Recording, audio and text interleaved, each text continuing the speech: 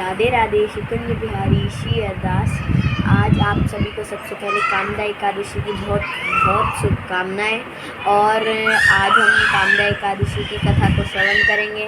तो आप सबसे पहले श्री बांके बिहारी जी को नमन कीजिए। बांके बिहारी लाल की जय। श्री राधा रानी सरकार की जय। श्री स्वामी हरदास जी महाराज की जय। तो चलिए कामदा एकादशी की कथा को श्रवण करते हैं। कामदा एकादशी महात्म्य कथा शुरू।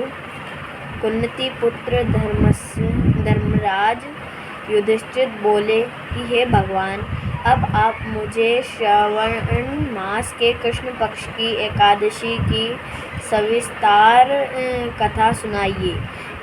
उस एकादशी का नाम तथा उसकी विधि का क्या है? उसमें कौन से देवता की पूजा होती है? श्री कृष्ण भगवान बोले, राजन, मैं एकादशी की कथा कहता हूँ, ध्यान पूर्वक सुनो। एक समय इस एकादशी की पावन कथा को भीष्म पितामह ने लोकहित के लिए नारद जी से कहा था। एक समय नारद जी ने पूछा कि पितामह, आज मेरी श्रवण माह की कृष्ण पक्ष की एकादशी की कथा सुनने की इच्छा है, अतः अब आप एकादशी की व्रत कथा विधि सहित सुनाइए। भीष्म पितामह नारद जी के वचनों को सुनकर बोले, नारद जी, आपने मुझे यह अत्यंत सुंदर प्रश्न किया है। अब आप ध्यान लगाकर सुनिए। श्रवण माह के कृष्ण पक्ष की एकादशी का नाम कामदा है। इस एकादशी की कथा के सुनने मात्र से ही वाजपेय यज्ञ का फल मिलता है। कामदा एकादशी के व्रत में शंख चक्र गदाधारी विष्णु भगवान की पूजा की जाती है। जो मनुष्य इस एकादशी को धूप दीप नैवेद्य आदि से भगवान विष्णु को पूजा करते हैं, उन्हें गंगा स्नान के फल में भी बड़ा फल मिलता है। यही फूल सूर्य चंद्र ग्रहण, केदार और कुरुक्षेत्र में स्नान करने से मिलता है। श्री विष्णु भगवान के पूजन का फल समुद्र और वन सहित पृथ्वी दान करने और सिंह राशि वालों को गोदावरी नदी में स्नान के फल से भी अधिक होता है। व्यतिपात में गंडक नदी में स्नान करने से जो फल मिलता है, वह फल भगवान की पूजा करने से मिल जाता है। भगवान की पूजा का फल श्रवण मास के कृष्ण पक्ष की एकादशी के फल के बराबर है। अतः भक्ति पूर्वक भगवान की पूजा न बन सके तो श्रवण माह के कृष्ण पक्ष की कामदा एकादशी का व्रत अवश्य करना चाहिए। आभूषण से युक्त बछड़ा सहित गोदान करने से जो फल मिलता है, वह फल कामदा एकादशी की व्रत से मिल जाता है। जो उत्तम द्विज श्रवण माह के कृष्ण पक्ष की कामदा एकादशी का व्रत करते हैं तथा श्री विष्णु भगवान की पूजा करते हैं, उससे समस्त वेद नाग किन्नर पित आदि की पूजा हो जाती है। हे नारद, स्वयं भगवान ने अपने मुख से कहा है कि मनुष्य को अध्यात्म विद्या से जो फल मिलता है, उसका अधिक फल कामदा एकादशी का व्रत करने से मिल जाता है।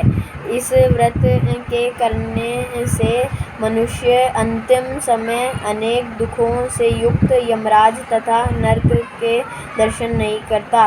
कामदा एकादशी के व्रत तथा रात्रि के जागरण से मनुष्य को कुयोनि नहीं मिलती और अंत में स्वर्गलोक को जाता है।